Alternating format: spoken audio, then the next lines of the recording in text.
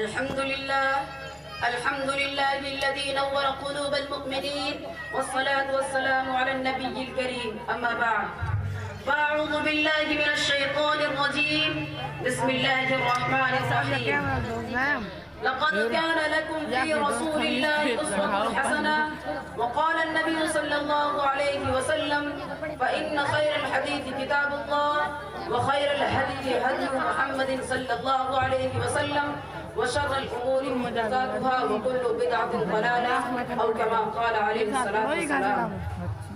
میرے محترم بزرگوں، عزیز ساتھیوں، کسی شاعر نے کیا ہی کہا ہے کہ ہر قوم پر اڑی جا رہی ہے، کہ ہر قوم پر اڑی جا رہی ہے، جو چلتی تھی گھٹنوں کے بل بڑھی جا رہی ہے. اے قوم مسلم تجھے کیا ہوا، اے قوم مسلم تجھے کیا ہوا کہ سواری سے پیدل چلی جا رہی ہے. یہ داڑھی کی دشمن ہوئی قوم ایسی، یہ داڑھی کی دشمن ہوئی قوم ایسی کہ مردوں سے عورت بنی جا رہی ہے. محترم حضرات، آج کا آپ کا یہ پروگرام بڑے زور و شور کے ساتھ روا دوا تھا. اچانک مجھ کو جملہ معترضہ کے طور پر درمیان میں حائل کر دیا گیا. میرے عزیزوں، انسان کے پاس طبقات ہیں. میرے پیاروں میں اول کے طبقے میں شمار کیا جاتا ہوں، لیکن یہ سوچ کر مائک پر آ گیا ہوں آج تو اکابر اور بزرگان دین ہمارے اوپر سایہ فگن ہے، مگر کل جب یہ نہ ہوں گے تو دنیا ہم نہ اہلوں کو مقتدا بنائے گی اور امت کی باغ ہمارے ہاتھوں میں دے دی جائے گی. ہم سے خود کی اصلاح نہ ہونے کی بنا پر صحیح قیادت نہ ہو پائے گی تو غیر ہم کو یوں تانا دیں گے. تھے وہ تمہارے آبا ہی تم کیا ہو، تھے وہ تمہارے آبا ہی تم کیا ہو، ہاتھ پر ہاتھ تیرے منتظر پردہ ہو. محمد قدم برنے والوں، آج مسلمان تنزلی کی طرف کیوں جا رہا ہے جبکہ مسلمان تو کبھی پوری دنیا کی قیادت اور پاسبانی کر رہا تھا. وہ مسلمان جو کل تک سمندر اور ہوا کو اپنے تابع کیے ہوئے تھا آج وہ ذلیل کیوں ہو رہا ہے. وہ مسلم قوم جن کی ایک آواز پر درندوں نے چند لمحوں میں جنگل کے جنگل خالی کر دیے تھے آج ایک چیونٹی بھی اس کا حکم ماننے کے لیے کیوں تیار نہیں. جن کی صورتوں کو دیکھ کر کروڑوں کفار نے اسلام قبول کیا تھا آج ان کی صورتوں پر دہشت گردی کا الزام کیوں لگایا جا رہا ہے.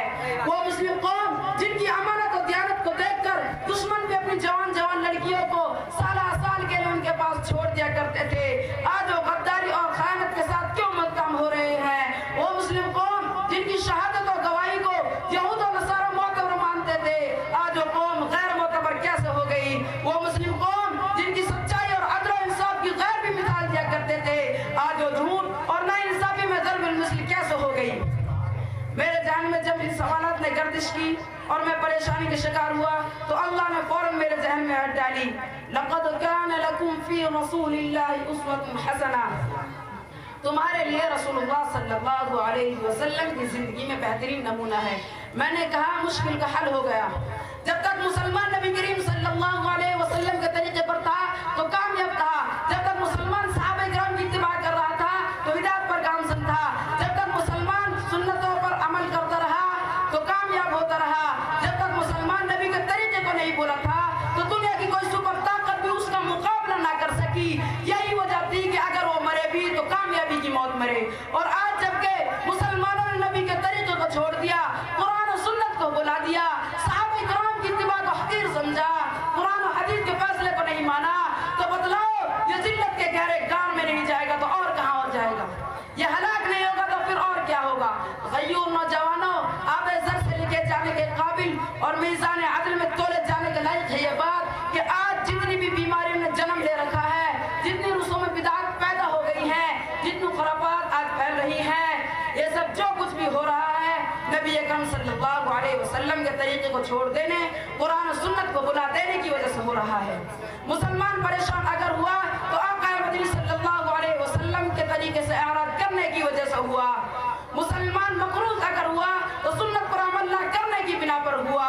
مسلمان پر دوسری قومیں اگر مسلط ہوئی تو وہ صحابہ کی راہ سے روگردانی کی وجہ سے ہوئی. مسلمان حالات حاضرہ میں بم، میزائل اور گولیوں کا نشانہ بنایا گیا تو نبی کریم صلی اللہ علیہ وسلم کی سنت جہاد چھوڑ دینے کی وجہ بنایا گیا. مسلمان وہ نہیں جس کو حالات بدل دے، بلکہ مسلمان تو وہ ہے جو خود حالات کو بدل دے.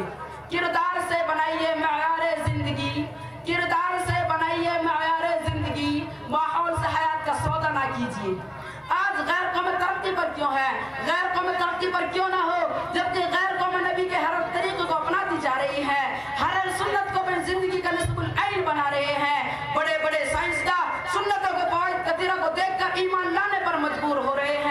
مسلمانوں آج ہمیں تو راحت و آرام سے اتنی فرصت نہیں کہ مطالعہ کرے، ورنہ تو جدید سائنس اور سنت نبی جیسی کتابوں کا مطالعہ کر کے دیکھو، ہزاروں واقعات تم کو ایسے ملیں گے کہ دشمن اسلام یہود و نصارہ کتنی تیزی کے ساتھ سنتوں کو اپناتے جا رہے ہیں، یہاں تک کہ بیت الخلاء میں جانے کی سنتوں کو انہوں نے نہیں چھوڑا۔ میں زیادہ تفصیل میں نہیں جانا چاہتا۔ رسول اللہ صلی اللہ علیہ وسلم کی سنت سے آراد، آپ صلی اللہ علیہ وسلم نے فرمایا تھا انیک الشوارب وعف اللحیہ، مونچھوں کو اچھی طرح پست کرو اور داڑھی کو بڑھاؤ۔ مسلمانوں نے اس کا الٹا کرنا شروع کر دیا۔ نبی نے فرمایا تھا فاتقوا الدنیا، دنیا سے بچو۔ آج مسلمان دنیا کے پیچھے پڑا ہوا ہے۔ مسلمانوں تم نبی کریم صلی اللہ علیہ وسلم کی سنت سے اعراض کر کے جب نبوی کا دعویٰ کرتے ہو تو آقا مدنی صلی اللہ علیہ وسلم کا ایک اور فرمان سنتے جاؤ۔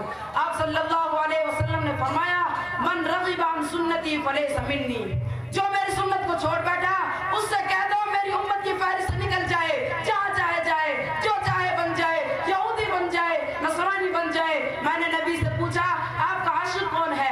اے محبوب آپ کو کون پیار کرتا ہے؟ دوستو عاشق وہ نہیں جو صرف داڑھی رکھتا ہو، بلکہ میرے محبوب کا عاشق تو وہ ہے جو نبی کی اور سنت سے پیار کرتا ہو۔ رحمت للعالمین صلی اللہ علیہ وسلم کا فرمان ہے من احب سنتی فقد احبنی، جو میری سنت سے پیار کرتا ہے وہ میرا عاشق ہے۔ یہ داڑھی رکھنا حضور صلی اللہ علیہ وسلم کی سنت ہے، مجھے کٹانا آقا کی سنت ہے، السلام علیکم کہنا محبوب کبریا کی سنت ہے۔ اے مسلمانوں نبی نے رحم مادر سے لے کر لحد تک کے آداب زندگی بیان کیے ہیں، حضور کی سنت مجھے یاد ہے، اگر مانو گے تو جہنم سے آزاد ہے ورنہ آخرت برباد ہے۔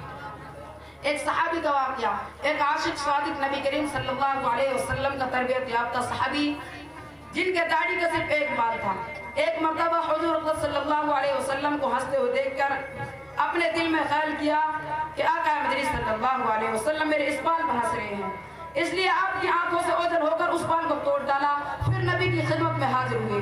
آپ صلی اللہ علیہ وسلم نے جب دیکھا کہ داڑھی کا وہ بال نہیں ہے تو فوراً آپ کے چہرے انور کا رنگ متغیر ہو گیا۔ ان صحابی نے سلام کیا تو اللہ کے رسول صلی اللہ علیہ وسلم نے چہرہ پھیر لیا، ان صحابی نے آگے آ کر پھر سلام کیا تو رسول اللہ صلی اللہ علیہ وسلم نے پھر چہرہ پھیر لیا۔ وہ صحابی سمجھ گئے کہ محبوب ناراض ہو گئی، فکر ہوئی کہ اب کیا ہوگا، حضور اگر راضی نہ ہوئے میں تو برباد ہو جاؤں گا۔ داڑھی پر اس طرح پھروانے والوں، نبی کریم صلی اللہ علیہ وسلم کے سینے کو زخمی کرنے والوں، نبی اور صحابہ کا رد عمل دیکھو۔